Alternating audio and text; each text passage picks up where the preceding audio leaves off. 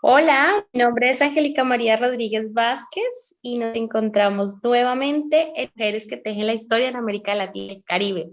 Hoy tenemos el gusto de tener la entrevista número 45 con una mujer muy trabajadora, muy entusiasta, con una energía transformadora desde el Perú. Ella es Siloni Gómez.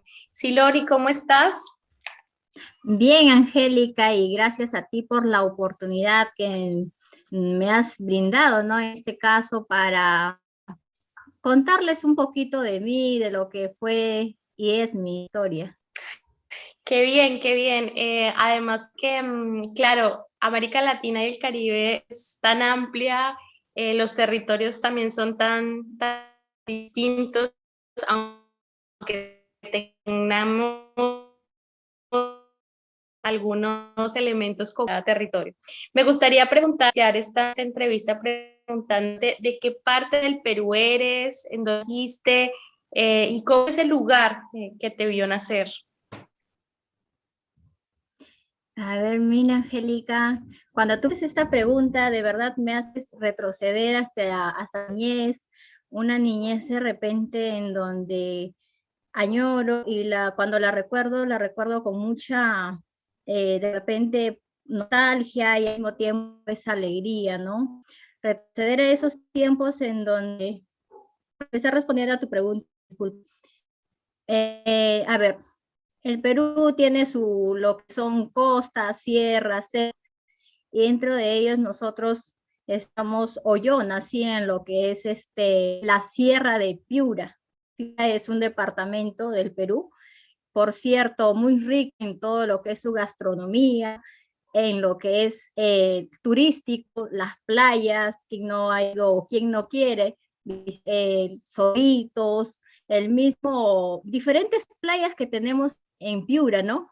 Y sobre todo recordar el ceviche, en lo que es gastronomía, el ceviche, de repente el trago que es el clarito, el seco de cabrito, en ese aspecto, ¿no?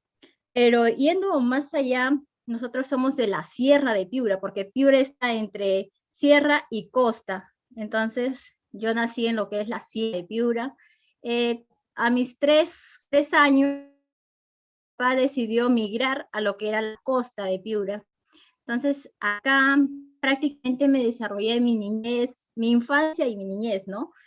Entre esas partes de mi adolescencia, que estuve ahí hasta los 13 años.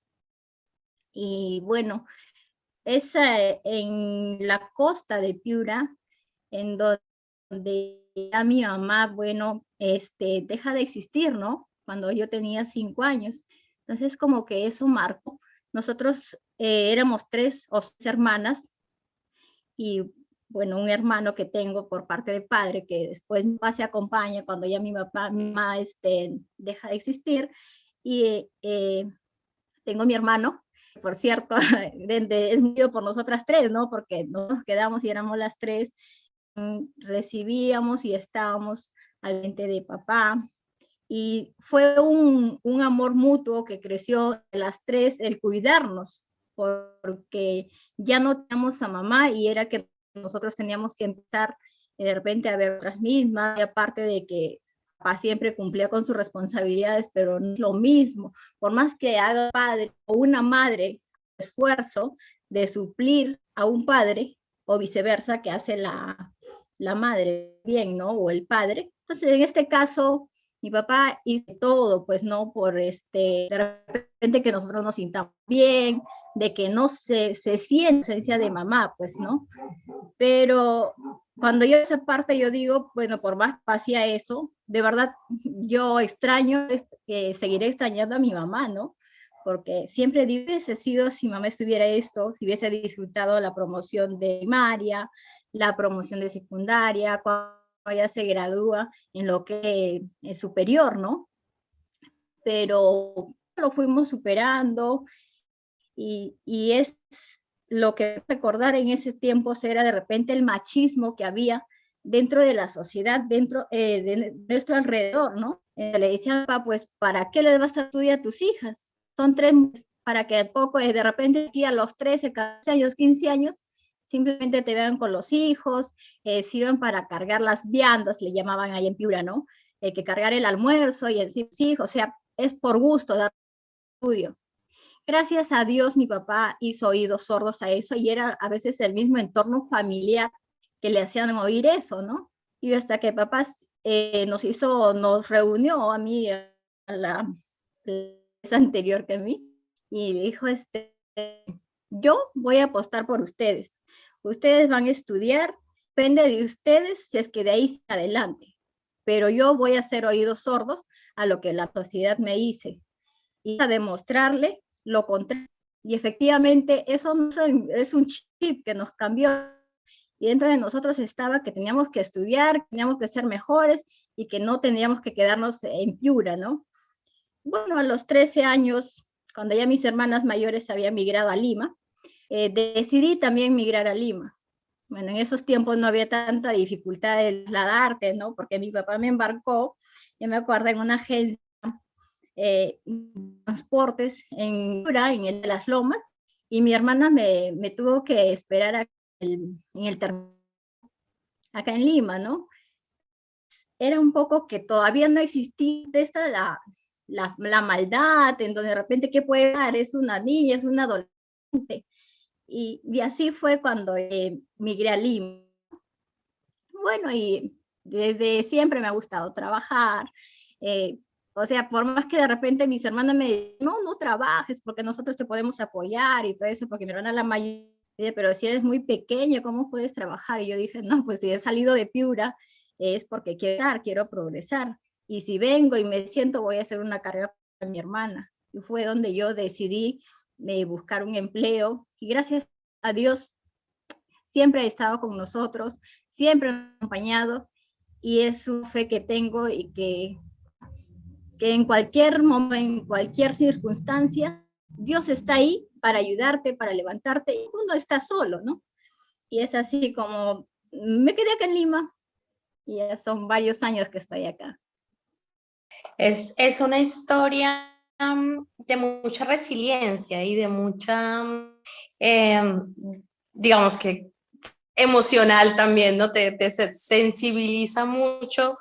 Primero, pensar en la ausencia de la madre siempre nos lleva a entender lo que significa el papel de las mujeres en esta sociedad, ¿no? Y también ese vínculo primario que es el que relatabas, que queda como en el vacío, ¿no? Y lo otro es esa capacidad de transformación de ese pensamiento colectivo en tu padre, ¿no? Y cómo él, bueno, no, esto no tiene que ser así. Ahora les bota la pelota a ustedes y ustedes toman esta decisión y hacen este ejercicio.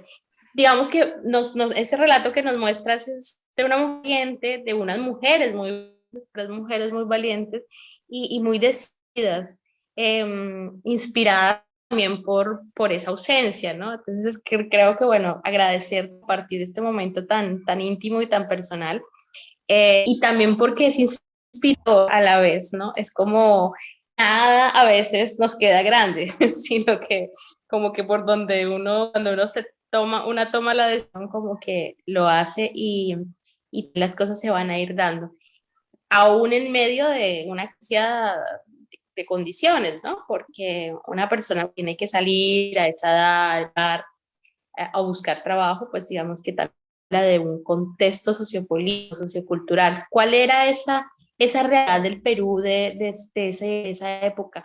Digamos, ¿qué recuerdas? O no sé si recuerdas, pero ahora qué puedes contar de ese momento, de cómo era el Perú. A ver, siempre creo que la parte política, el preocuparnos por lo que está pasando en la sociedad, en el ámbito político, viene de familias, es como que lo heredado, como mencionas, lo que no seguro, parte de mi papá. Él siempre estaba pendiente en lo que era, bueno, en el Perú tenemos, existe una organización de las rondas campesinas, y él siempre le gustó, esta organización de rondas campesinas se dedica a lo que es de repente el cuidado de los bienes que los mismos pobladores tienen. Entonces ellos se organizan ¿Para qué?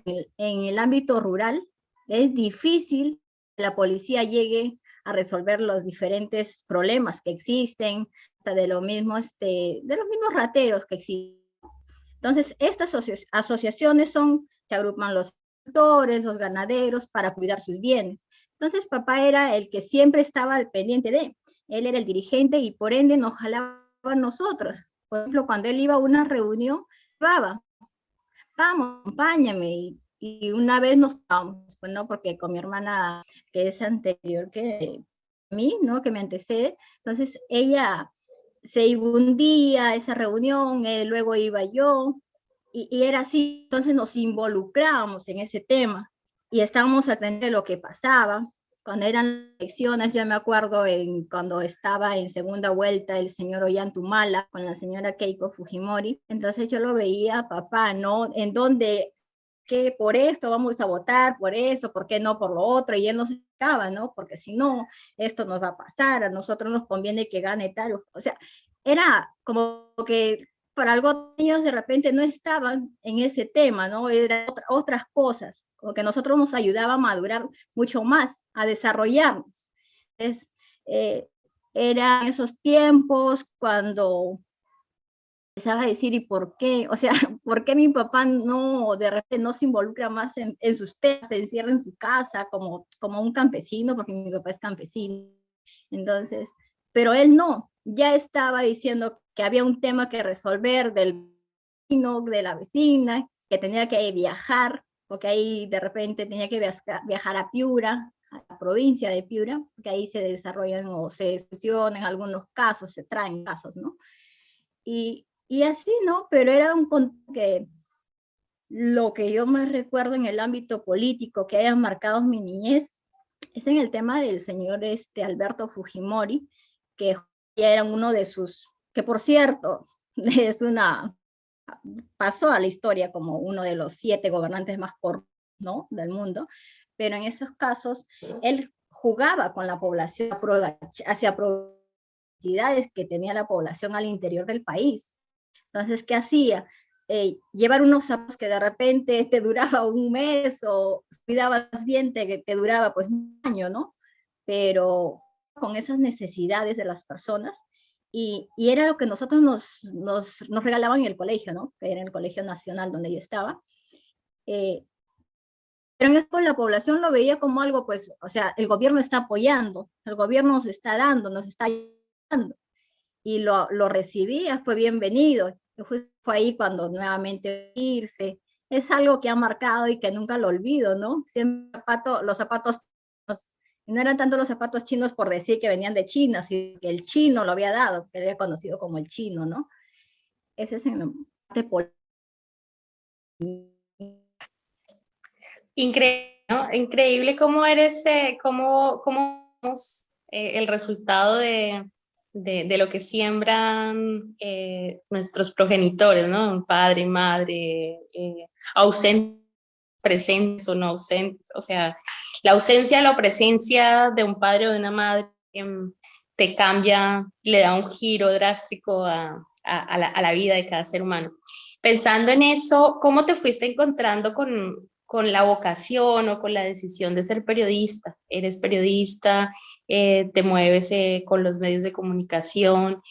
¿Cómo fue ese proceso? ¿Decidiste estudiar o cómo fue para ti vincularte a este ejercicio profesional?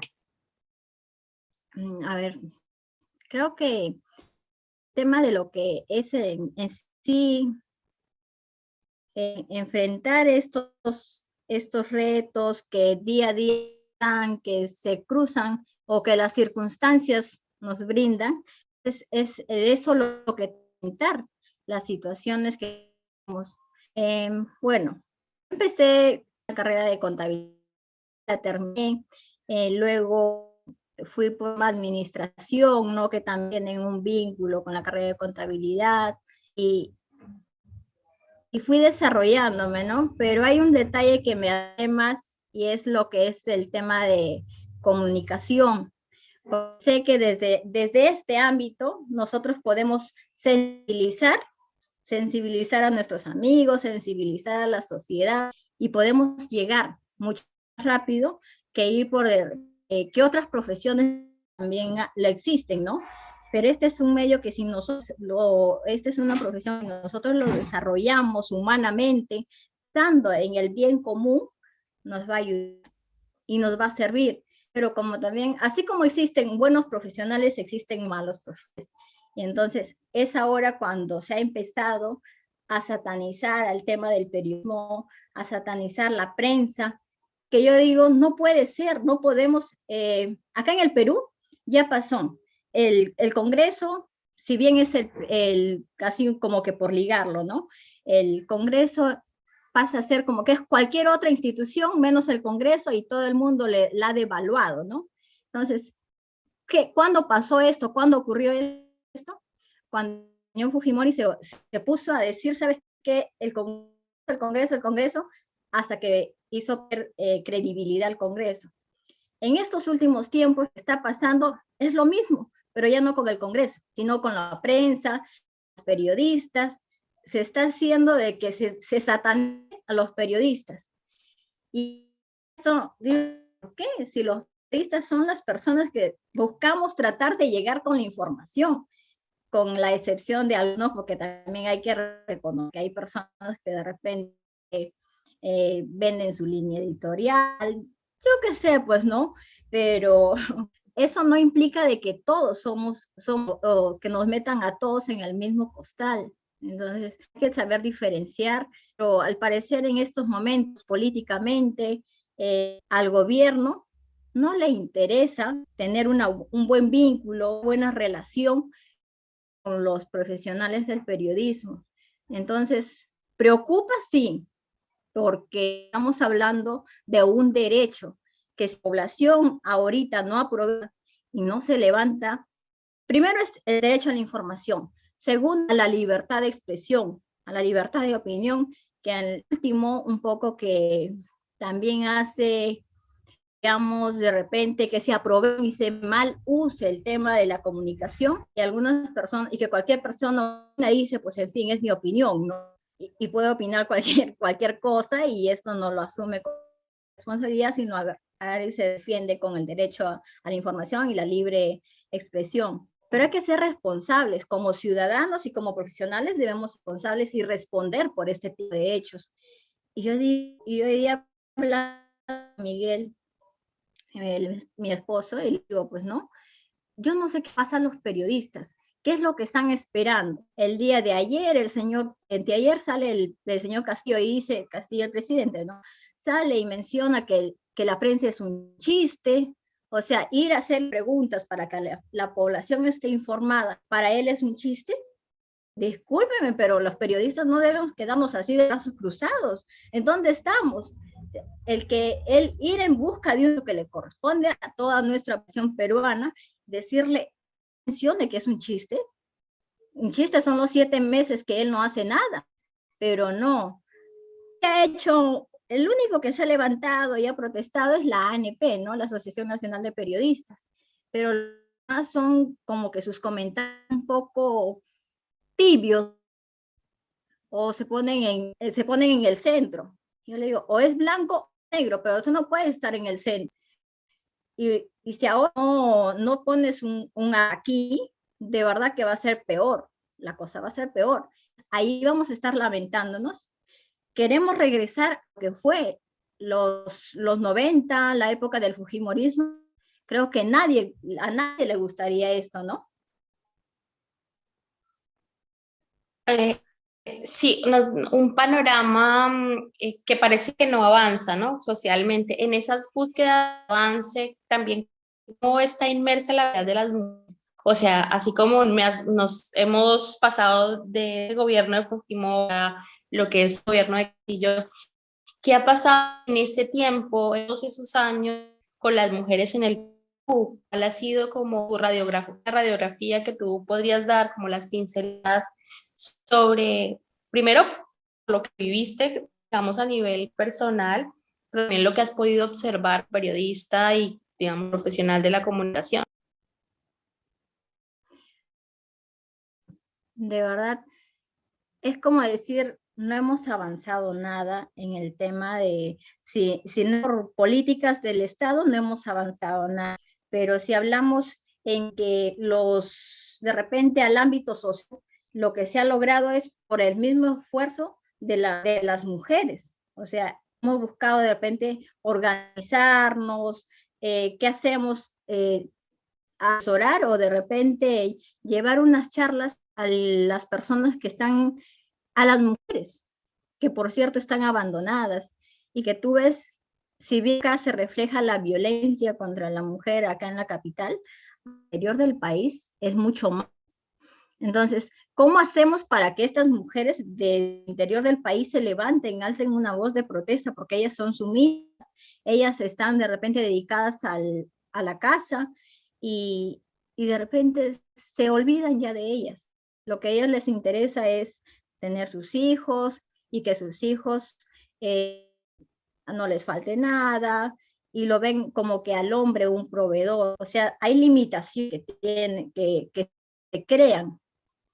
Entonces, tú no le llevas ya a través de ONG, que es la forma más rápida, más viable de tener eso y poder llegar a esta mujer rural y decirle, no, pues cuando tú haces alguna denuncia, haces el tema de, cuando vas a una comisaría y tú denuncias, ¿no? ¿Qué ganan y te dicen? O vengo a hacer una denuncia cuando espero a los esposos, no sé, haga una buena cena, reconcíliese, es lo que agarran y les dicen mujeres, ¿no? Entonces es difícil combatirlo con políticas del Estado.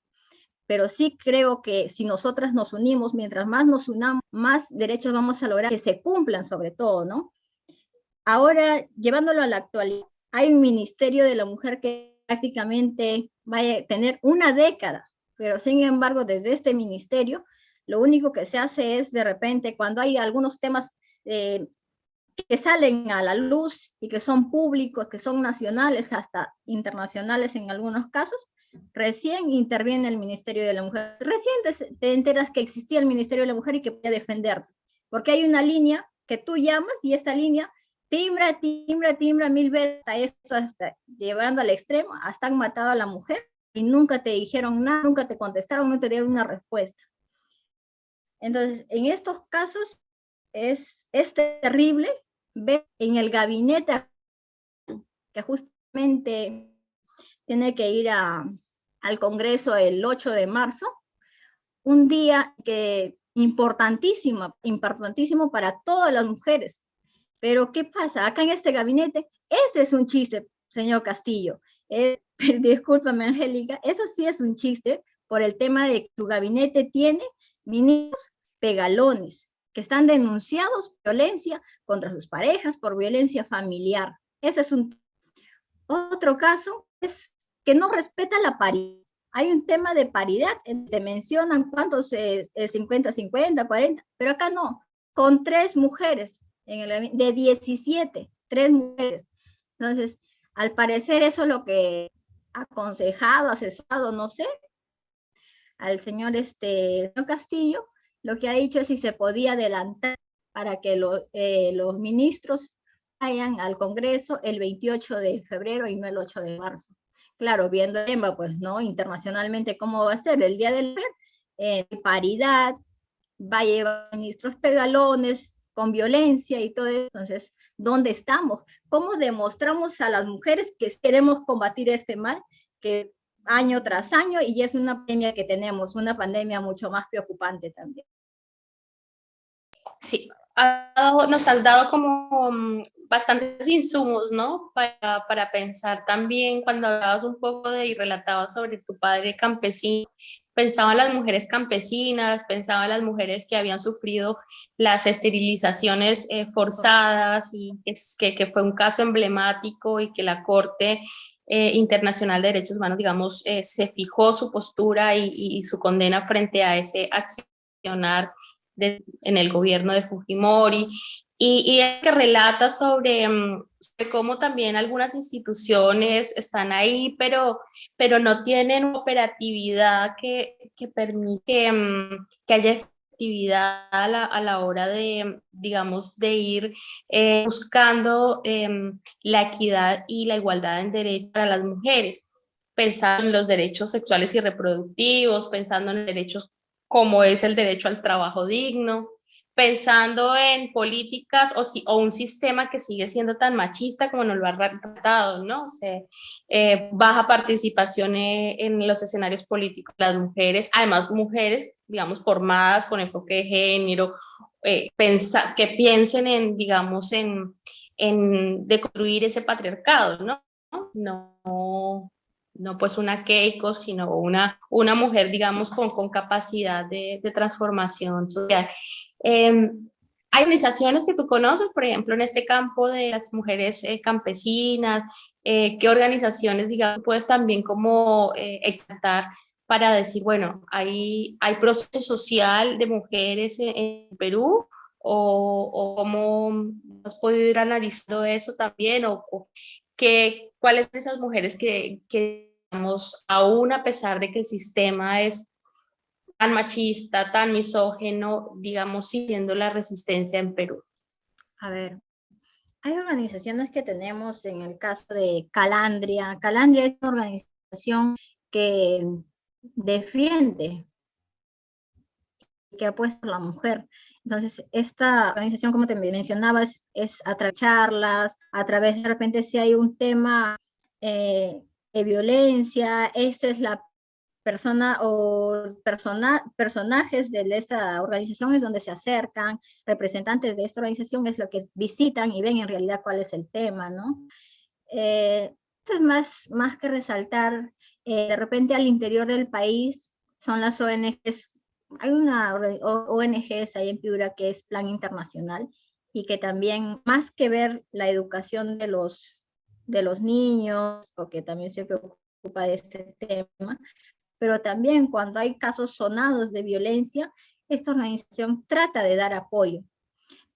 Muchos años de verdad que no he viajado a Piura y no tengo mucho más conocimiento de esto, más lo tomo de manera general en los casos que hay. Y si bien es cierto, hay programas en la televisión que aparentemente hacen de defender a la mujer, pero para llegar a esto, imagínate, para llegar a un programa, ¿cuántos casos de violencia tenemos en el país, no? O sea, no se dan abasto.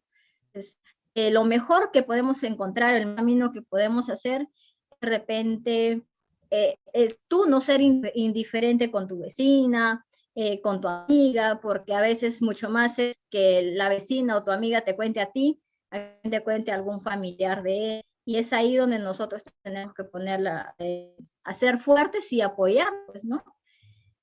Esa es la forma que yo... Sí, las redes de apoyos, eso creo que es la fórmula básica para, y como bien lo planteas, que parece, digamos, para rezar cuando quisiera que el escenario, la tierra es árida todavía. Pensando un poco también como en el ejercicio del periodismo y de las mujeres comunicadoras, ¿a qué se enfrentan en el día a día las mujeres periodistas en el Perú? O por lo menos desde tu campo, ¿qué has visto? Bien, este caso es ver a la mujer, o sea, antes era difícil de que tú veas que las mujeres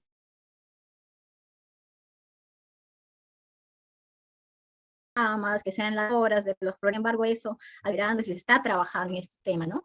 Pero si hablamos la violencia que sufren las periodistas, claro que existe en este ámbito.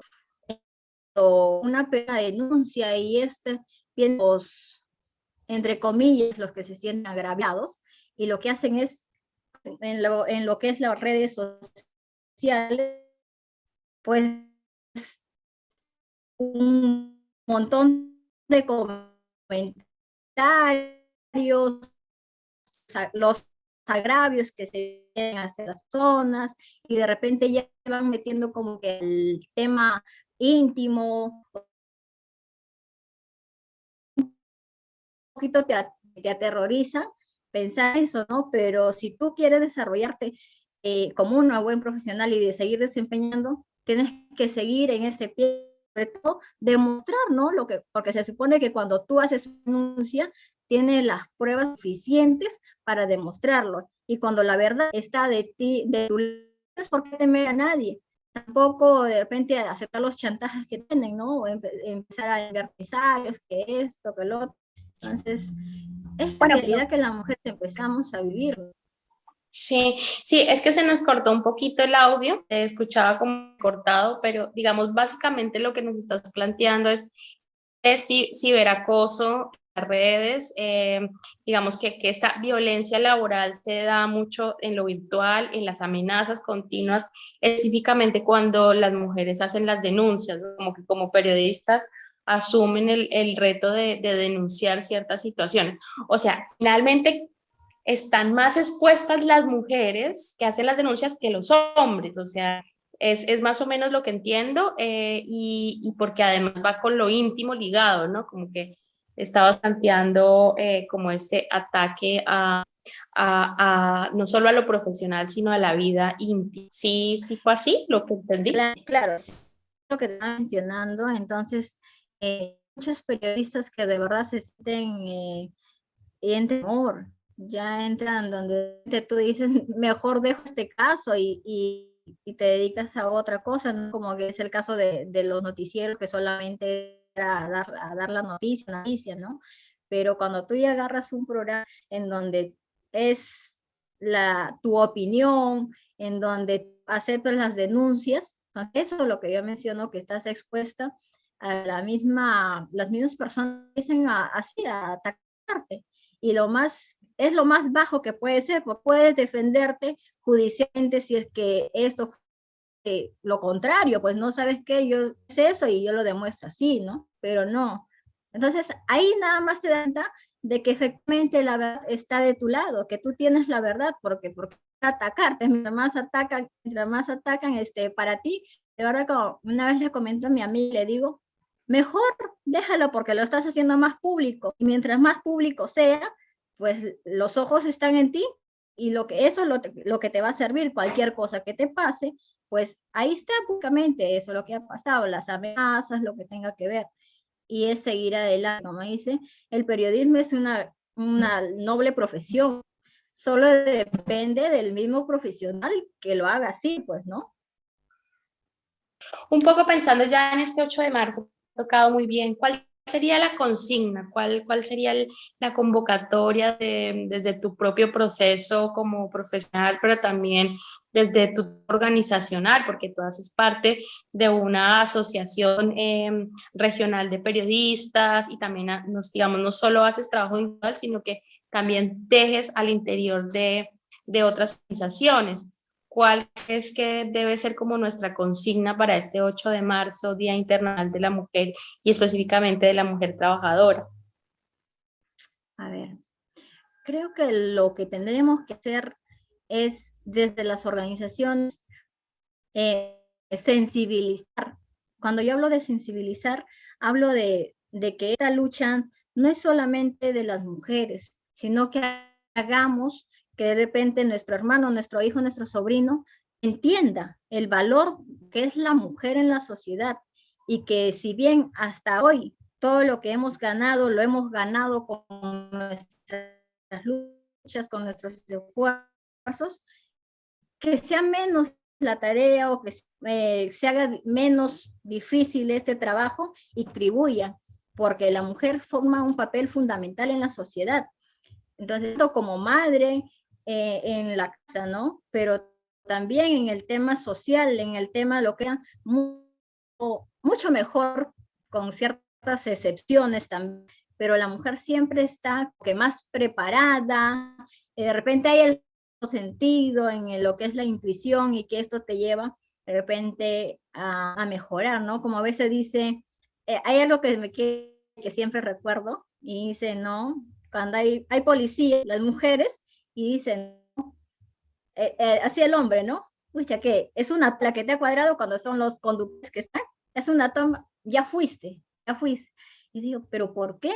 No, es que a la toma le puede corromper, o sea, la toma puede coimear. Ahí nomás es una imagen que tiene, ¿no? O sea, la mujer sí tiende para que hacer las cosas bien, para ser correctas. El detalle es que está el machismo de por medio, no permite que esa mujer siga avanzando, ¿no? Siempre está en los puestos de trabajo, en donde de repente está diciendo, ¿sabes qué? Bueno, todos los puestos que son de menos, las mujeres, pero el gerente general, no. El famosísimo techo de cristal, ¿no? Es Todavía como, no sé. sí, sí, sí. Que los altos cargos siguen en manos de los hombres y las mujeres en la organización social, primera y segunda base. Bueno, estamos llegando al final de esta entrevista. Muchas gracias, Siloni. Y para cerrar y darte el agradecimiento por participar de este espacio de Mujeres que Tejen la Historia, ¿cómo quieres ser recordada en la historia de América Latina y el Caribe? Gracias, Angélica. Esta pregunta me lleva a hacer un recuento y es qué es lo que hice y estoy haciendo, ¿no? Porque es importantísimo con el que alguien, tus amistades, tus amigos y a las personas lleguen a recordarte. Y esa pregunta, dijo pensando y digo, bueno, de verdad me recuerdan como una persona perseverante, una persona luchadora y que nunca se rinde, que yo sigo en pie de todo lo que son mis sueños, mis objetivos y que estar tranquila hasta conseguirlos. Y que siempre estuve amistades y a quien lo necesite, que ahí estoy para ellos. Qué lindo, qué lindo. Muchísimas gracias. Hay todo una historia, digamos, que has ido viviendo, pero la que viene, ¿no? La que hay que seguir siendo. Y qué interesante eso que tejes día a día. Em, También, pues ya aquí en este cierre, ¿qué esperarías que pase este 8 de marzo y los próximos años, pensando ya hacia futuro en esa historia que viene? ¿Qué pasaría, qué te gustaría que pasara con las mujeres en Perú, con las mujeres en tu ejercicio de profesión, con la ciudadanía en general peruana, para deconstruir el mercado? A ver, creo que lo que más me envía es tener a todas las mujeres empoderadas, a todas las mujeres diciendo en una sola voz que sí se puede y nosotras somos presentes ahora y también vamos a este futuro. ¿Para qué? Para seguir defendiéndonos, porque si otro no lo hace, nosotras tenemos que estar ahí para el hombro, todas juntas, unidas. Bueno, así nos despedimos entonces de esta entrevista 95. Gracias, Siloni, desde Perú, por acompañarnos y por ser una de las mujeres de la historia. Así que, bueno, mucha fuerza para todas ustedes. También un abrazo para todas las personas que ven esta entrevista. No olviden suscribirse en el canal. Vamos a contar 1000 historias de mujeres y esta es la historia número 45. Chao, abrazos, No, Siloni, gracias a cuídate. ti, gracias por la oportunidad. Gracias.